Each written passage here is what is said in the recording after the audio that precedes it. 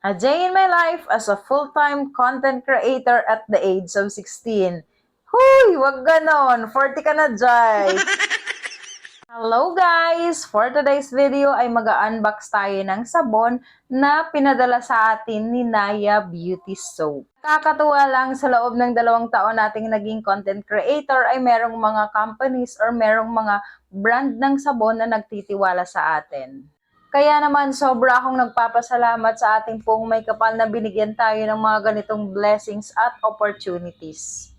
Anyways guys, hindi ko napapatagalin itong sabon na to na gusto kong ipakilala sa inyo ang ating Naya Beauty Soap Radiance Melt Bar na may 10 times glow boost or whitening na merong mga ingredients ng niacinamide para mag-lighten ang ating skin. Meron siyang collagen para mag-firm at mag-reduce ang ating mga wrinkles. Also, meron din siyang kojic acid dipalmitate para mag-lighten or mag-fade ang ating dark spots and discolorations.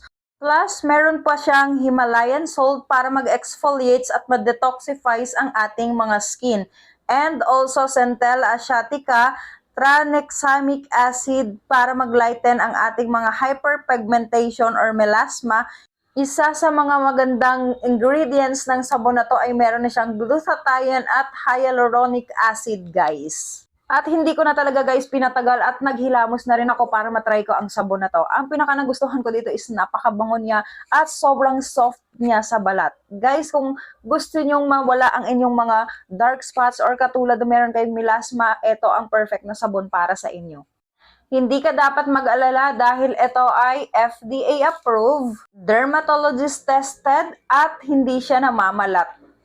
And sa halagang 199 pesos mo, meron ka ng 3 pirasong sabon na pwede mong magamit everyday. Hindi lang po siya pwede sa matatanda, pwede din siya sa mga bata, guys. Good for family na ang sabon na ito. So matagal pa ang expiration yan and napakakapal pa ng sabon. Kaya kung nagustuhan mo ang sabon na to, ilalagay ka dyan sa baba ang link ng ating Yellow Basket. Thank you.